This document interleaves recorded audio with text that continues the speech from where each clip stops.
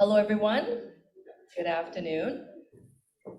My name is Kristen Wong Tam, and I'll be today's moderator for this session under the theme of Multi-Sector Partnership for Sustainable Urban Finance. I recognize that everyone has had a little bit of lunch, a little bit of dessert. I hope you got a cup of coffee because the afternoon sessions are always pretty tough, especially when your belly is full. So this is a really wonderful opportunity for all of us to gather and come together to have this particular conversation, especially since there are so many subject matter experts. I recognize that the participants in the audience, as well as those who are tuning in online, are esteemed guests. Many of you are leading researchers, elected members of public office, of course, leaders in the private as well as public sector. So we want to make sure that there's as much time as possible for the opportunity for question and answer, because oftentimes I feel like that's usually the most exciting part of any hour-long discussion. We do have a number of panel speakers that are joining us, and I see that two of them are here with me in person, and I just want to make sure I've got the rest of you, because there were supposed to be 6 speakers in all. So there's a few of them who are missing. So if I can just call on Alan Roy Jimenez Cepedes. I'm here. Good afternoon, everyone. You're with us?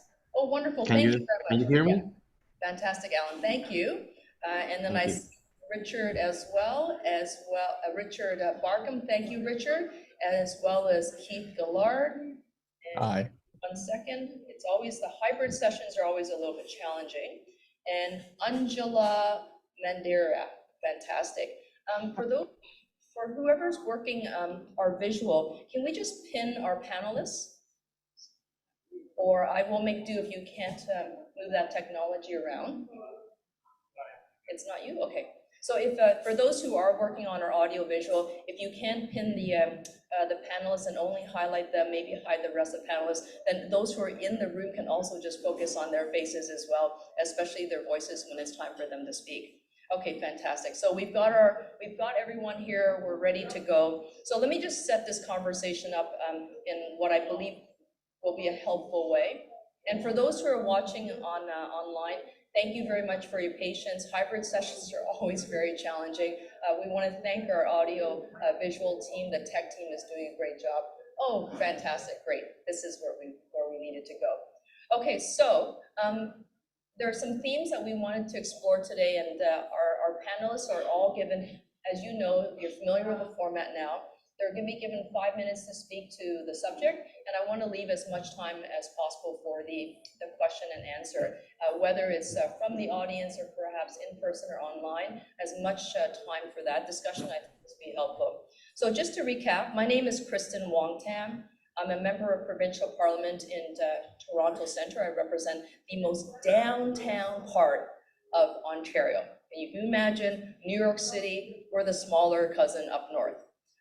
And I've also been a 3-time city councillor, and I was going to call it graduated. Pretty much, I moved on from city council, municipal politics to the province just a few months ago. But I can share with you that definitely my heart is within cities. I know the power of cities. I know what happens at the local level, and the further away you go away from cities, although your responsibilities remain the same, sometimes your power grows. You head to the province or the federal national government, but it's really cities that drive innovation. It's cities that make neighborhoods, that foster community, that drive social change. So I will always maintain that, doesn't matter where I go. So we want to explore today the concepts between the financial institutions, the financial sector, how can cities continue to grow in the most sustainable fashion, the relationship between the private and public sector, are there opportunities there? We know that many of those conversations have begun, but it's still yet to be seen on what are the successful models and where does government stay in all that. The issue of making sure that we don't deplete our resources. Anytime I pick up a cell phone or an iPad that I'm actually speaking from and referencing my comments from, every time I pick up an iPad, it's never lost on me about how much mineral extraction takes to build even this piece of glass, but all the little software and hardware pieces that go into it. We want to be able to explore the opportunity of public sector. Where did NGOs sit in all of this? People know that they are connected to their community, organizations that can propel and change society, but they don't always feel connected to government. So oftentimes they'll reach out to their community partners first because that's the closest connection that they have. It's the most accessible. You don't have to be a public office holder. You don't have to be wealthy. It's where people oftentimes get their start in their neighborhoods. We want to be able to explore all of that, including the opportunity for wealth creation. What's happening with respect to cities and intensification, the competition between revitalization as well as gentrification. We're here in Regent Park, 69 sprawling, amazing acres of land, has largely started off as a social housing project, Canada's largest social public housing project in the country. All of that has changed, and we're seeing a lot more private ownership, private rentals, as well as still a component of public housing, but the mix is dramatically changing. So does that mean that we lose the essence of the neighborhood? I refer to Regent Park just because we're here in Regent Park. They're our host community, and I want to thank those in the audience who are actually Regent residents and Regent stakeholders for all your work day in and day out. I know that this is a very active community. So I'm going to just open up by just introducing our speakers. The speakers have, I mentioned, 5 minutes to just provide some broad themes and thoughts about how they want to respond to the objectives of today. And then we're going to move into the panel discussion.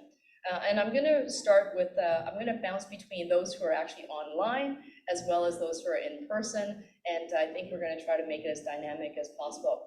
I will be pretty strict with the time just because I know it's only an hour. So I want to just start off by introducing Roy Allen Jimenez Cepedis. He is an architect who loves cities, and I have to admit, I don't speak Spanish, and for some reason I didn't get a bio for him. So if I did not, if I get anything wrong with your introduction, please feel free to correct me. I will not be offended, but I had Google Translate help me. Roy Allen is he's a lover of cities, but he's also an architect. He's a specialist in land use planning and land management, and he's actually a graduate from the University of Costa Rica, as well as the University of Alcalá in Madrid. He's the Vice President of Latin American Association of Urban Planners, Costa Rica, the Costa Rica chapter. He has worked around the world, specifically working on land use planning transformation. He's worked in countries such as Brazil, Ecuador, Colombia, Japan, and China, and he obtained a master's degree in advanced architecture and city projects with an emphasis on urban intervention. I'd like to welcome Roy Allen. You can give him a round of applause. Thank you. Thank you very much. Well, first of all, I would like to thank the organization of this event for inviting me. It's a great opportunity to share and learn new ways to overcome the problems we live in our cities and how to achieve more sustainable urban economy policies.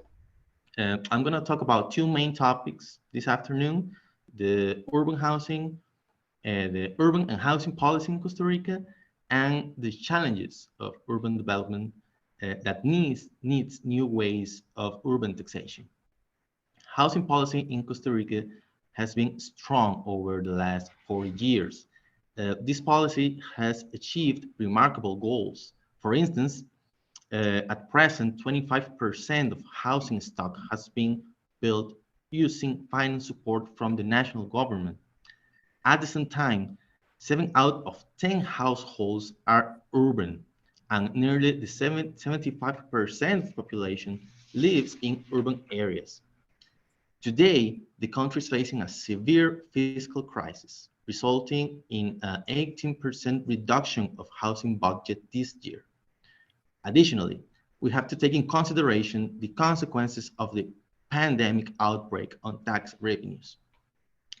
In 1968, urban planning law established some grand rules for urban development, And these rules in the decades of 70s and 80s were important to carry forward significant housing projects.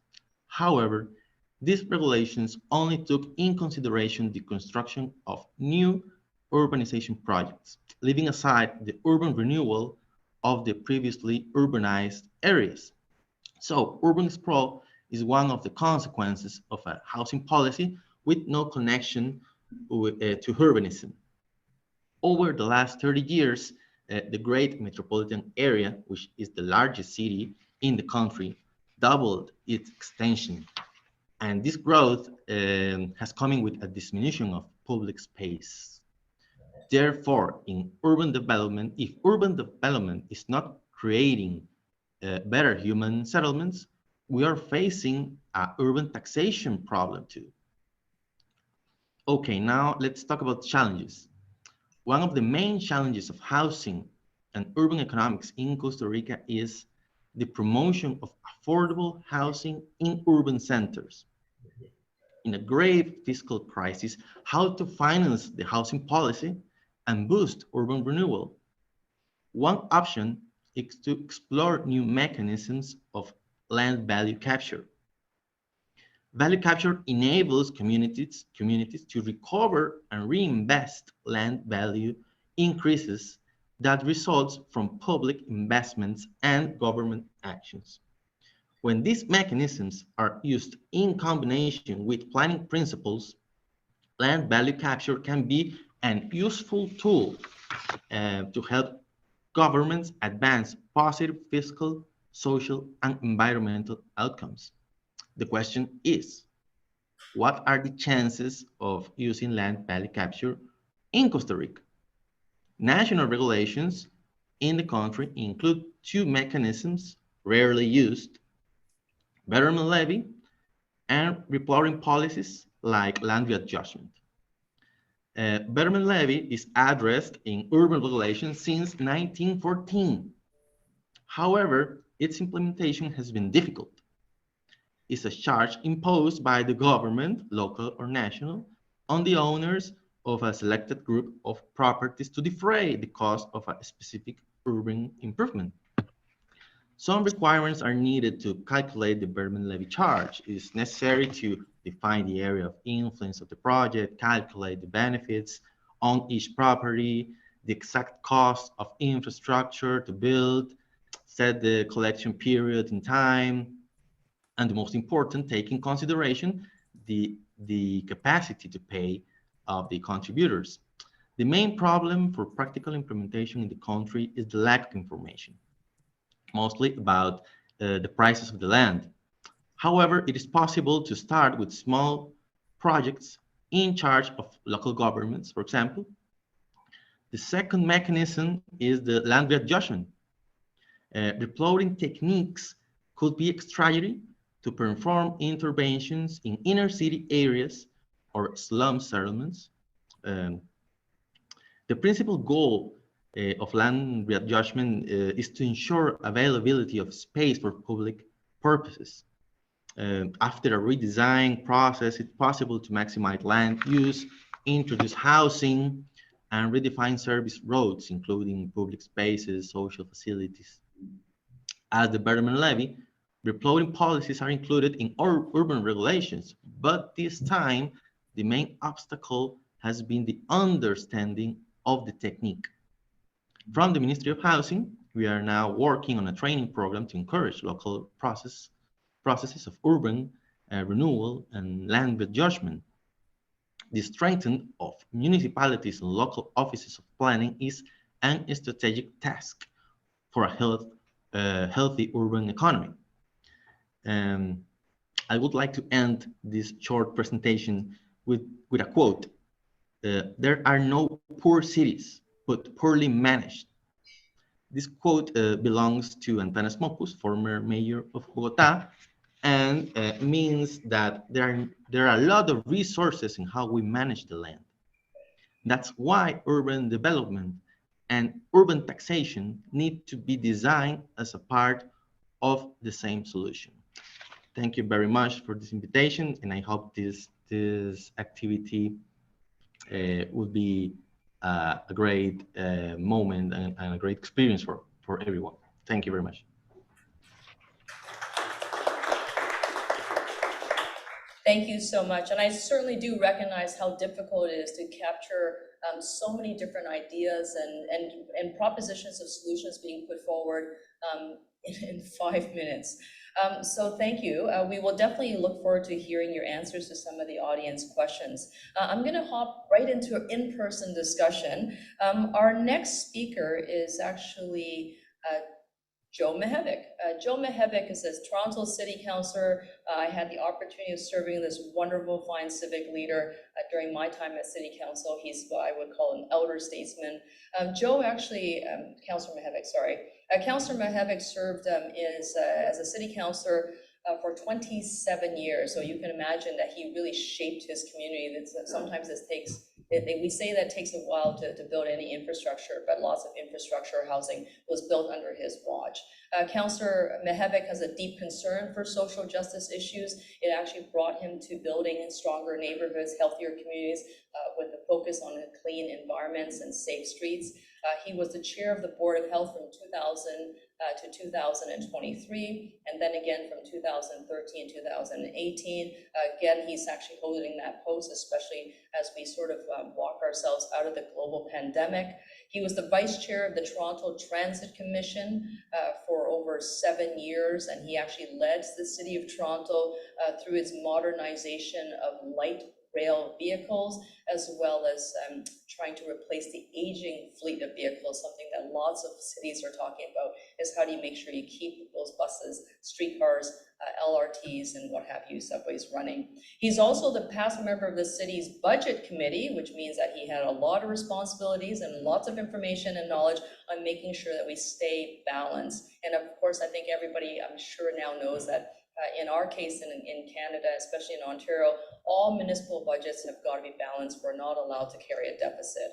So Councillor Mihevc has lots of information to share there. And of course, he's also extremely well known, I'll say this locally, is that Councillor Mihevc is well known for working with the city's interfaith community, and in particular, fostering the Jewish-Christian dialogue.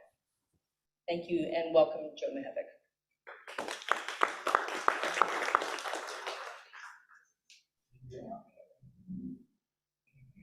This is a concierge service. I'm going to bring it over to you. That's public service. Well, first, a hearty good afternoon to everyone. It's good to be part of this forum. It's good to see my former colleague here and my former employee who then went to work for Kristen here. And Tristan worked for Kristen, but before that, he worked for me. So it's one good, happy family at least at the in-person end. I want to welcome especially also people who are from away, who are not from Toronto.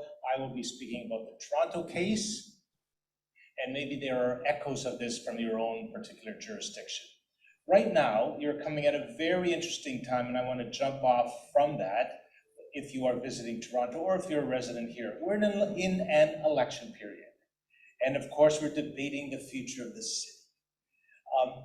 And what is interesting, if you're reading the papers these days, especially one of our major dailies, is focusing on the stuff that isn't working in our city. Garbage cans overflowing, potholes and bicycle lanes that are causing bicyclists to fall off, streets not being swept, all the basic state of good repair, state of good operations stuff that Toronto needs to up its game on. And you know what, I say all power to folks, and in the Twitter world, by the way, this is taking off with good strength, and it should take off during election time, because there are things that we as Torontonians have not attended to enough in the last little while, and the public is saying enough. Like, we want a clean city, we want a safe city, we want a city that works with mobility patterns and so on. All good stuff. And I support the critique. I think the critique of the city is well grounded. However, I also want to say the following.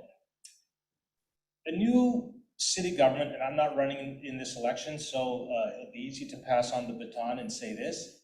The new city government even if it wanted to put money in this direction, 5% tax increase, the only tax revenue that we basically get, there's two, but this is the major one, is is our property tax. That's how we get our revenue as the City of Toronto.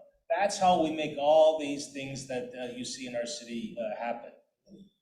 If we raise property taxes 5%, that's not going to solve it. Nothing. If you raise it 10%, it's not going to solve it.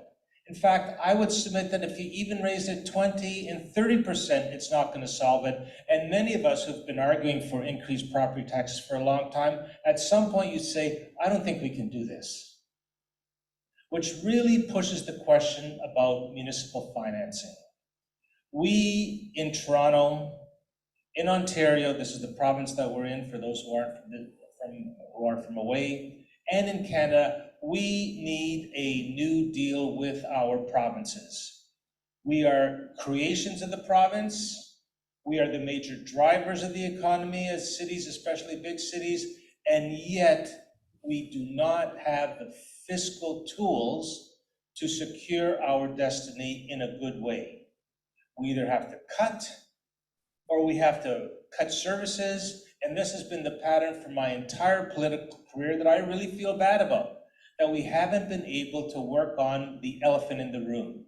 And the elephant in the room is that certainly in the Canadian context, and I can't speak for other contexts, I understand in Europe it's a little bit different, and in some places in the United States it's sometimes different, sometimes the same. You cannot run a local government on property taxes and fees associated with some services. That desperately needs to change. In the Toronto case, a few years ago, maybe 20 years ago, the province said, here's the keys, City of Toronto, 30,000 units of Ontario housing. You're the proud owner. Oh, and by the way, you're going to have to pay the bill to fix them up. A few years ago, the province also said the Gardiner Expressway, which is an elevated expressway that needs to be taken down, but that's another story, or the Don Valley. Guess what? You're now the proud owners of those two highways, and we're spending 50% of our transportation budget just keeping up the Gardiner Expressway at the south end by the lake. 50% for the next 10 years. And the province downloaded it to us. The downloading has to stop. We need new sources of revenue. We need to be able to say 1 point on the HST, the value-added tax, as some would call it, or we need a percentage on the income tax. We need those sources of income that grow with the economy. We need a debate on appropriate user fees. We tried as a city to toll the downtown Gardiner Expressway, and the province said to us, well, that's very nice, but we're not going to let you do that. Why? Because they can't. They have their own political decision-making process to make that happen, but they did that. Meanwhile, we're paying the bill for it.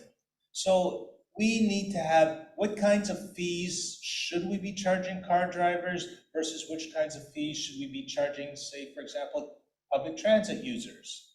Right now it's 0 versus 70%. But we don't have the tools, we don't have the power to be able to make that decision and any transitions that need to be made.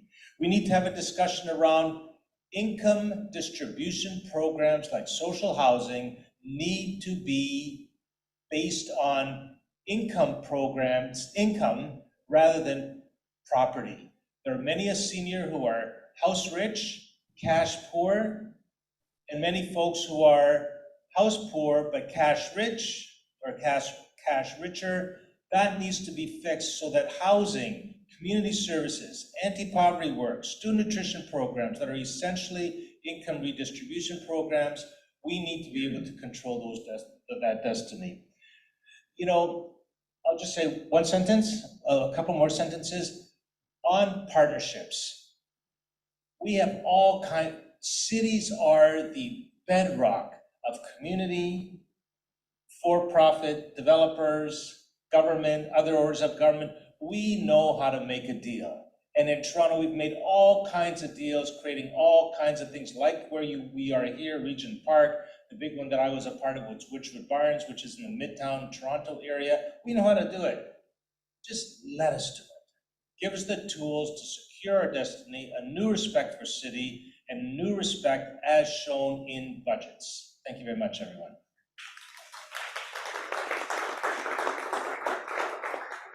Thank you very much, Councillor. It's great to hear you speak. And just to clarify, everyone, as the Councillor was talking about getting these powers, these revenue tools, all these specific deals that are needed from the province, I just want to put out there in case it wasn't clear, I'm not a member of government.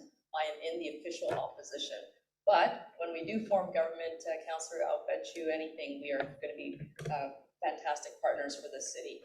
But you also need to have partners that understand the power of cities. So if you actually work in regional government, or if you're working in provincial or territorial governments and national and federal governments, but you don't value and respect cities, then you're not going to give them more powers. You're not going to give them more opportunities to govern and lead for themselves. Okay, so I just had to provide that insertion of commentary.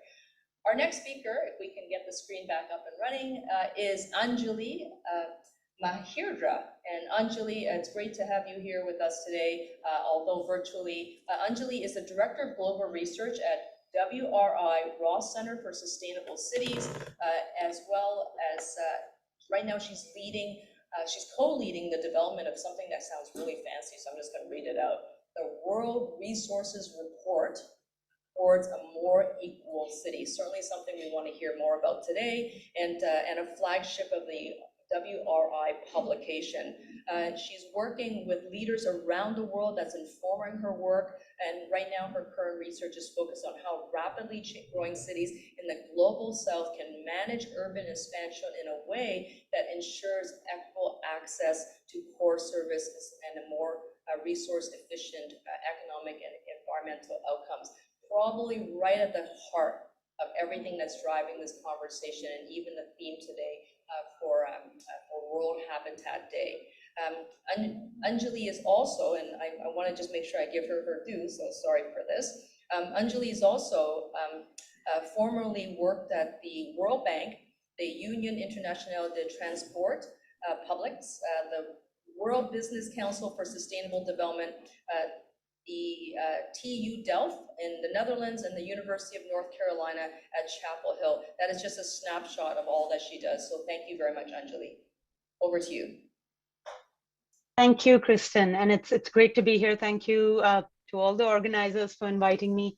I see some of my favorite places represented in this panel, Toronto and Costa Rica. So great to be with the panelists too. So a quick update on that report, Kristen, that you talked about, Towards a More Equal City. It was launched in October last year. Happy to share a link and more info on that with anybody interested. But maybe just to pick up on a few themes that have already been raised by Roy Allen and by Joe, Councillor Joe. And I don't want to repeat, but certainly want to lay out, the role that we play as WRI is World Resources Institute. And we are an international nonprofit research organization, think tank that works with cities in many countries, largely in the global south, on infrastructure solutions, on sustainable infrastructure, trying to get them access to financing to implement climate resilient projects, low carbon projects in the transportation, water, sanitation, land management space, broadly, housing, and so on. So I want to just lay out maybe a couple of things that we've learned so far working in our, almost 15 to 20 years of existence working with cities on the ground. And then some opportunity areas that I see, and something like land value capture that I will talk about has already been picked up, so I'll spend less time on that. But in terms of what we've learned, now I'm hearing same issues in Toronto as we see in the low and middle income countries of the global south that are rapidly growing. We heard the same for Costa Rica. There is sort of, I would say subnational finance or municipal finance is a huge challenge. We see chronic underinvestment in some of the basic infrastructure needs and services that people need: housing, water, sanitation, transport, energy.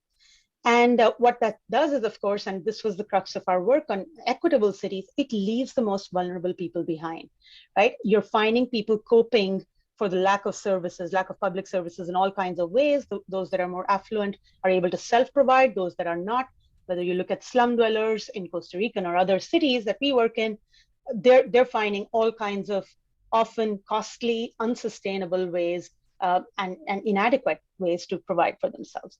And so you're seeing huge inequalities starting to get exacerbated in access to opportunities and services and so on. COVID, of course, has further worsened those challenges. Just see what we're seeing with public transport agencies struggling now.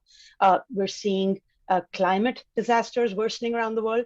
So the key point here is we're seeing kind of these multiple threats superimposed now on what was already a situation of chronic underinvestment in urban services. And so increasingly the goal of finance in cities, of sustainable urban finance, needs to be on how you can meet multiple goals at once. It's not just climate finance to invest in projects that reduce emissions. It's how can you meet the goals of lowering emissions, reducing inequalities, building climate resilience, ensuring well-being and economic prosperity. Sounds like a tall order, but all at once. And that is where really we need the right metrics, the right analyses when we do financial appraisals for investments, for project investments, to make sure that we're using the right information, the right data to kind of do the kind of long-term analysis of wider socio-economic and environmental benefits that these projects might bring.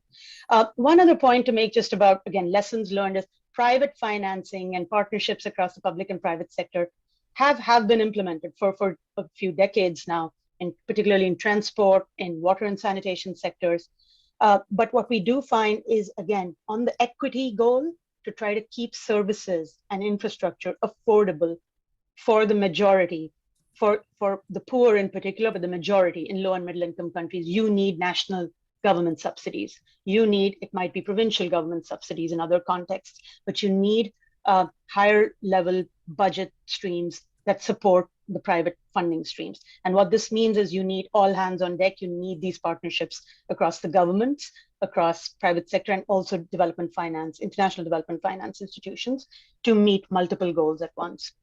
Now, three big areas of opportunity that I'll quickly touch upon. One is we're starting to see more and more mechanisms for blended finance. So having these sort of partnerships be created through, for example, we've been working in Africa on something called the Africa Cities Water Adaptation Fund, the AQUA Fund, which brings together development finance institutions, the private sector, and local and national governments to invest in nature-based solutions, green infrastructure projects in cities that not only bring job creation benefits, but help with the challenges these cities are seeing of flooding risks, water scarcity, and so on. It helps create the right partnerships. It helps really funds like this become the glue that brings an ecosystem of actors together in terms of capacity building, knowledge sharing, speaking the same language, and investing in these sort of projects. The other opportunity area we're seeing is impact investing. And I see a couple of speakers maybe in our panel. I hope you'll touch on that. But in core urban services, particularly like housing, like water and sanitation, and how to keep these services affordable while also responding to climate risks, we're seeing entrepreneurship, we're seeing innovation labs happening in cities, where again, actors like WRI work with city networks like C40 cities, with local governments, with investors and entrepreneurs to pilot and draw investment into urban services like waste management, water, sanitation, and basically enable the public sector to get access to the innovations out there. We've done this sort of work in India and Mexico, and I think we've just about created a model, but I think this sort of work really needs to scale up much more. It helps also generate the kind of knowledge that other cities can use to implement their own sustainable infrastructure projects. One last point I want to make is certainly innovative municipal financing sources. Land value capture is a big one we've been working on. There are challenges and trade-offs. So I'm going to go back to my point about equity again. We have seen in places where institutional capacity is weak, where land regulations are weak and planning regimes are weak, that land value capture often just means higher profits for private developers. Unless cities actually combine them with policies like inclusionary zoning, setting aside targets for affordable housing within places where land value capture is being implemented. Some like Sao Paulo and Brazil have been successful at doing that. Only then do you really see land value capture being implemented in a way that the distribution of benefits is much more equitable and is actually, it benefits the whole city. So we've been doing some work on that, also looking at places in India and Brazil and Ethiopia on how might cities actually implement these sort of mechanisms. As congestion pricing, harder to implement, but much opportunity, I think, to look at some of these innovative sources that, again, help meet multiple goals, sustainability goals at once. Thanks, I'll stop there. Thank you so much, Anjali, and can we give her a big round of applause?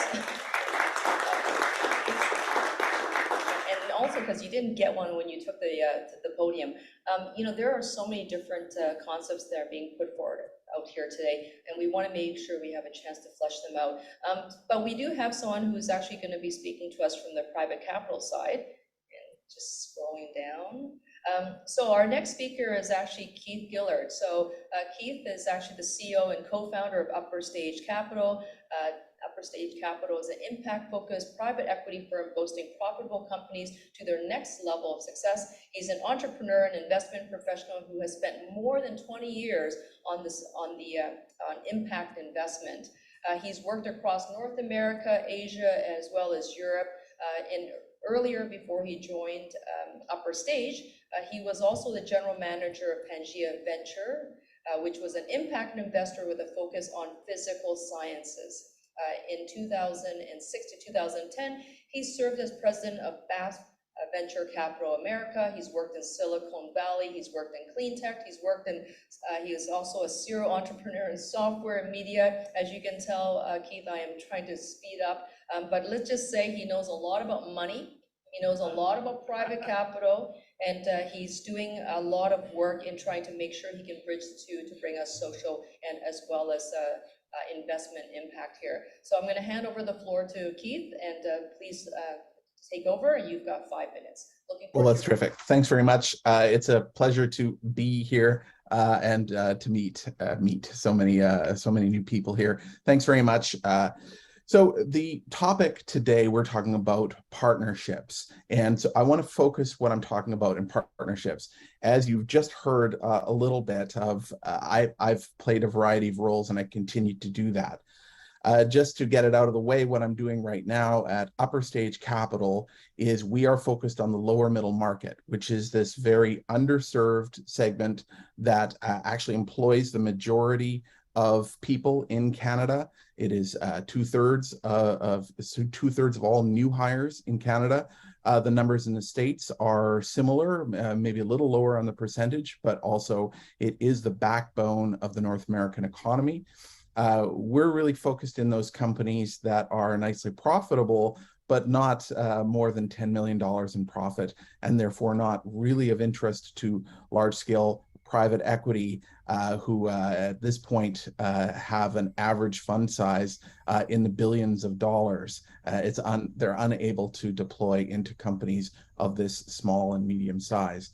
Unfortunately, that's the majority of all businesses. And with 72% of all Canadian SMEs being owned by baby boomers who are looking to sell or otherwise transition their business this decade, it's an enormous problem because the private equity buyers that would normally be there have moved on to later stage things.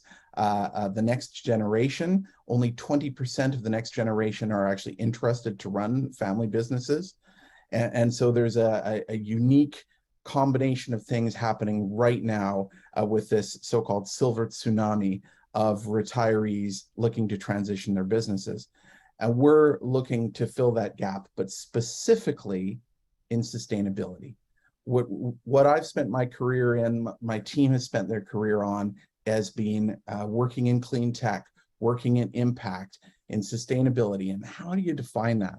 And that's a hard thing. There's a lot of criticism going on around greenwashing right now, whether you're talking about impact investors or you're talking about the new four-letter word, ESG, that everybody's up in arms about because they don't understand.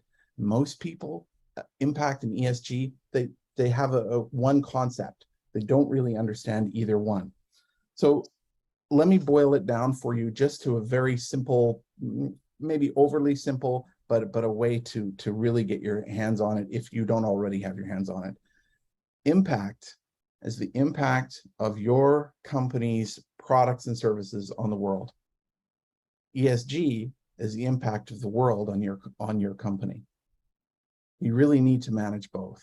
If you care about making the world a better place, you want to have products that are impacting the world, that are either reducing our greenhouse gas emissions, or they're improving our end of life issues, or they're improving quality of life for people, they're providing affordable and sustainable housing, etc. And the concerns within an urban setting are very high, higher indeed than in a rural setting. But that's not to discount that, because agriculture is actually one of the biggest impact sectors of all of them. So we're really focused on buying or taking growth equity positions in companies in that lower middle market. So that's my commercial out of the way here. I want to talk about something else that I do. I'm also a founder and I am chairman of Foresight, which is Canada's largest clean tech accelerator center. We've had over 1,000 companies through our programs to date. And my favorite programs are what we call challenge programs. For these challenge programs, we work with a corporate backer who has a technical challenge within their company. Maybe they have a problem capturing waste heat. Maybe they have a problem with chemicals that they are very expensive for them to dispose of. Maybe they are having a difficulty with sustainably and non-invasively cataloging their forestry assets, et cetera, et cetera. And then we take those out to the innovation ecosystem and we say, here's a kind of mini X Prize competition with a prize that is offered by a corporate backer to solve a real life problem. Can you do it?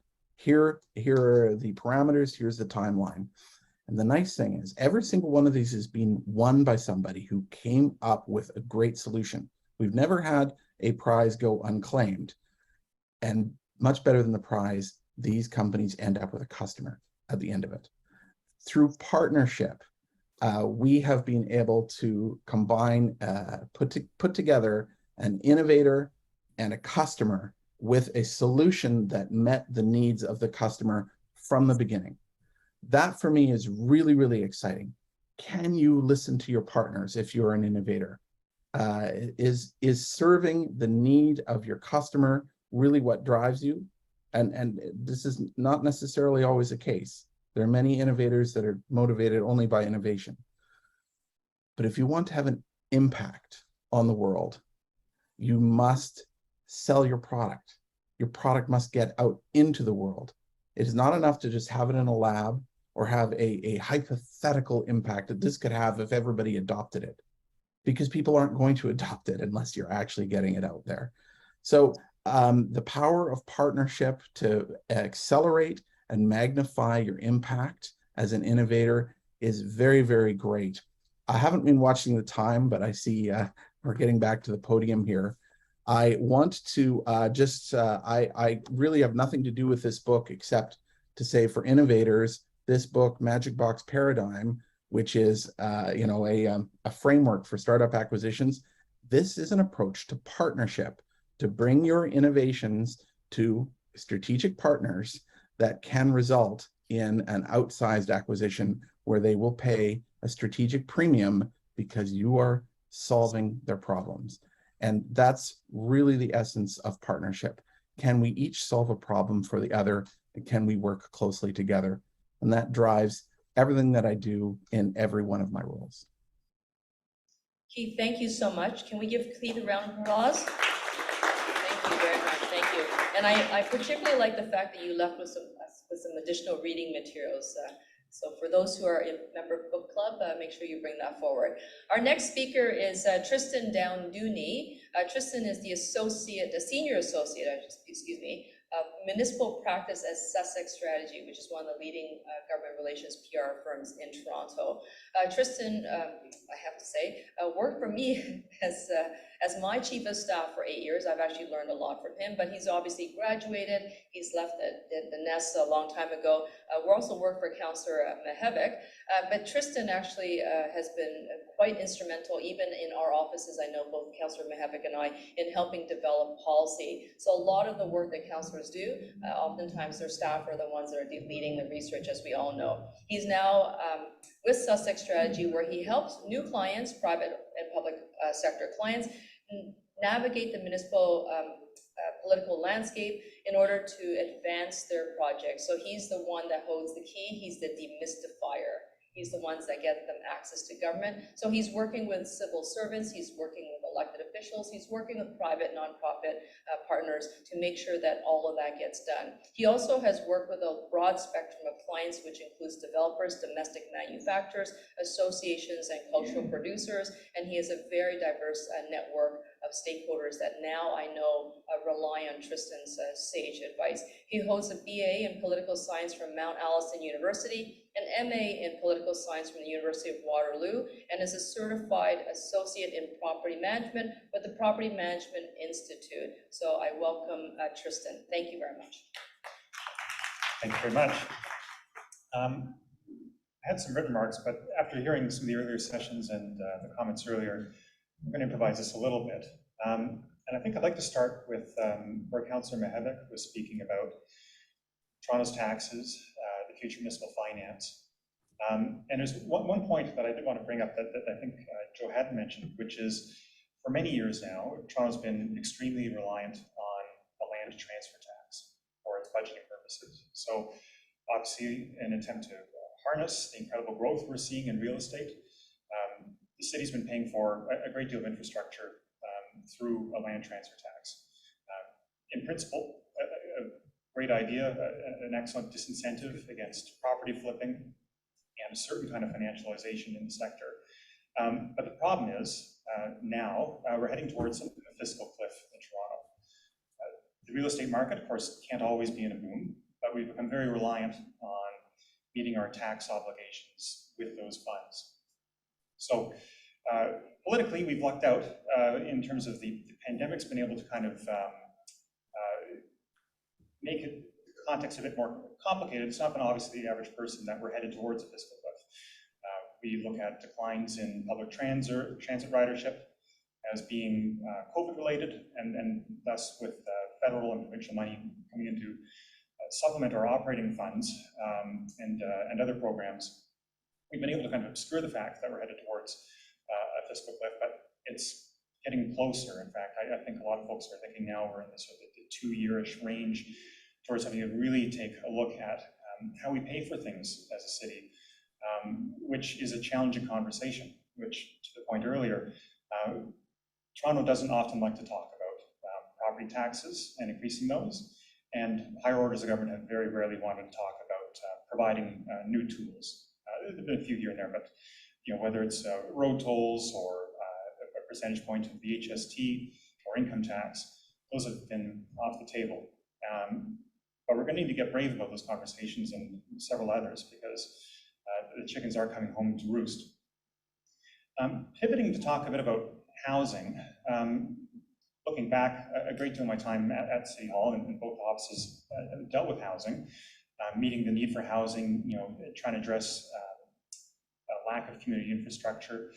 And I would say on the partnerships piece and in striking a deal, certainly both councillors, in their time at City Hall and still at City Hall, have made great deals that were essential to securing community resources. New parks in the downtown, an art and artist residential hub in Midtown. The challenge, though, I think, is that even though we're in the midst of a housing crisis, the consciousness has not filtered up or down, or however which way you want to look at it. There are so many conversations now, looking back on my time at City Hall, that linger with me. I remember one time we were dealing with a large property developer downtown who, they're doing typical tall building, Toronto sort of standard guidelines, and they were very amenable to working with us on affordable housing. And they had a question. They said, listen, we're going to do affordable housing. Do you want it to be in the building, give this many units, or do you want to have it off-site? And will just buy a building, you can turn it into whatever kind of housing you think is appropriate. And puzzlingly for me at the time, but I think now back about it as being a bit of a cultural issue, was that was a weeks, if not months-long conversation trying to reconvene with the right staff to say, do we actually even have a way of prioritizing one over the other? We were just so unused to having these kinds of questions before us. We didn't have a plan. And the city and the province and the federal government now are, of course, looking at a national housing crisis and thinking, how can we come up with a plan? And it's going to have to work its way down from policy to culture and vice versa. And I have to say, it was really excellent hearing some of the comments earlier, especially those from CMHC, looking at new ways of doing things. I think back to one of my first investments when I was still at City Hall was buying a couple $1,000s of solar bonds from a cooperative financing company in Toronto. I could get a 4.5 or 5% rate of return investing in solar and wind and renewable energy. And talking about bonds and how do we bring more people in, there's a real opportunity, I think, to bring more people, more kinds of money into the housing market. So I think those kinds of ideas are pivotal. A lot of the partners we needed to be able to solve the housing crisis don't exist yet. And just close with one final quick anecdote. One of the first things I did when I moved from government into the private sector was try to find a small builders group. It's going to make a coalition.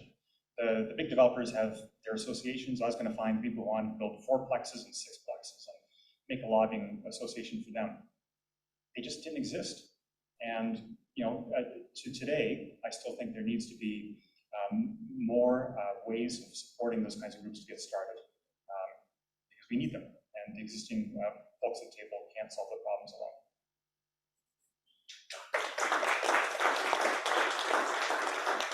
Thank you very much, Tristan. And I think perhaps our next speaker might be able to speak to why those developers don't exist, the ones that you were trying to find, the ones that build the 4 to 6 to 8 plexes. Our next speaker is Richard Barkham, and he's the Global Chief Economist, Head of Global Research, and Head of America's Research for CBRE, one of the world's leading commercial real estate firms. Richard has a very long and esteemed career, and I just want to recognize that we don't have a lot of time. Richard, I apologize, but I want to make sure that we give you your time and your due, and I'm just looking at Reza to make sure I can stretch this panel over a little bit, but I want to make sure that you know who Richard is, because he is very special.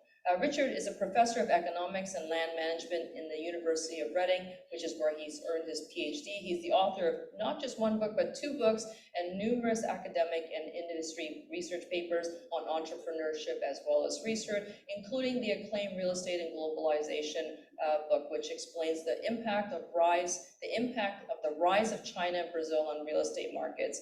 This is a very abbreviated note. I want to hand over the floor to Richard now. Thank you very much. Well, thank you for having me. I'll be as brief as I possibly can. I hope you can hear me. Good. Okay, so I think I will riff off what a few of the speakers have already mentioned, but I wanted to talk a little bit about, partnerships in this area of sustainable development. I wanted to remind people, because I've heard a lot of need mentioned today, that actually we are in a golden age of capital availability. There is investing institutions around the world, are competing daily to place capital across a wide range of assets, but specifically in real estate.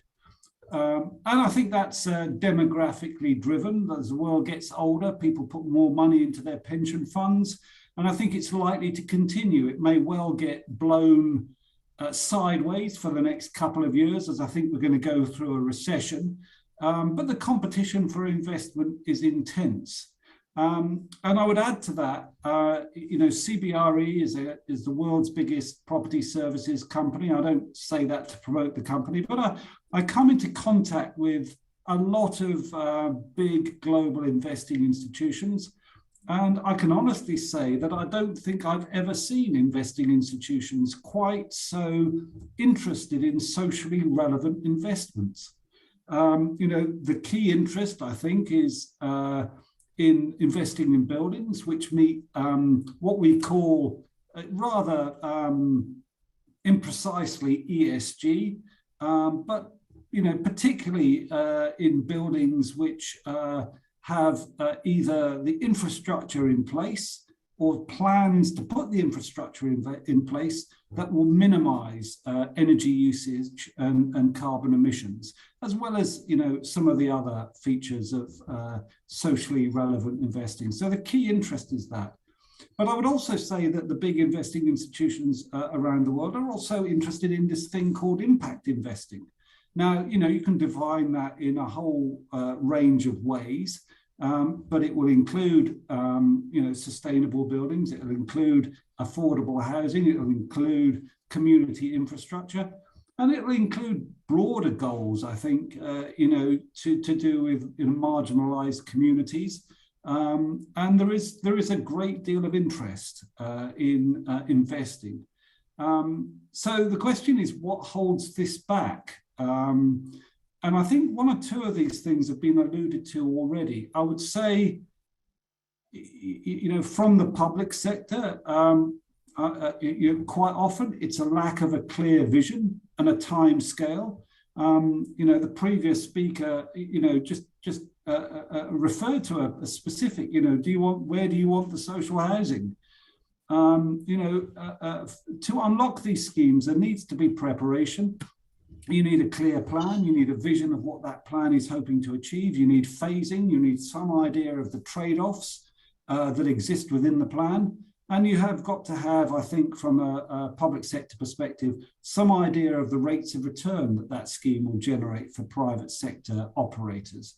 Now, private sector operators will be very, understanding of lack of expertise, particularly in the financing of these schemes. But you've got to start with a clear vision and timescale.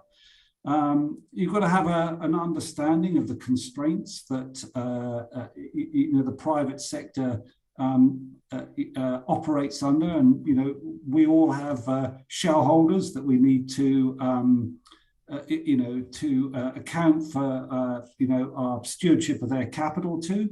So we don't get me wrong here. There is a balance here in the amount of social infrastructure that can be afforded by any commercially driven scheme.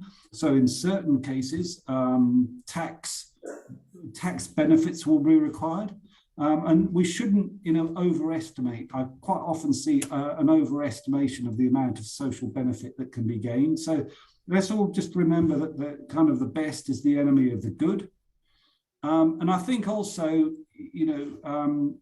public sector institutions imagine the world will stay the same forever, and they have a substantial degree of longevity. What the private sector likes to see, and I don't misunderstand me by what I'm saying here, is exit routes. That might be 5, 10, 15, 20 years, but the thing that the private sector can't do is necessarily always lock up capital forever. So in order to make schemes viable, the first thing you look at is the entry point, is the price right? And the second thing you look at is, how do I get my capital out at the end of it? So I think that some of those, as we want to work together as public and private sector parts of the community, I think there is real willingness and availability of capital on the part of the private sector, but it requires the public sector to come forward with pretty well-worked schemes in order to be able to induce that capital. And as I say, that capital is available and it is interested for a variety of motives in impact investment and in sustainable investment, more than I've ever seen in 30 years of observing global capital. So over to you. Thank you very much, Richard. Can we give Richard a round of applause? Thank you so much, Richard. To our esteemed guests, you've given us a lot of incredible incredible insights, and you pointed us all in the right direction, whether it's just by sharing your ideas, your research, or perhaps even recommended reading material. I recognize that today's conversations is really a multitude of conversations, maybe a string of necklaces, as you pull them all together. I want to be able to sort of summarize it in a way that maybe makes sense for the Toronto audience, just because there's a sizable Toronto audience who's here.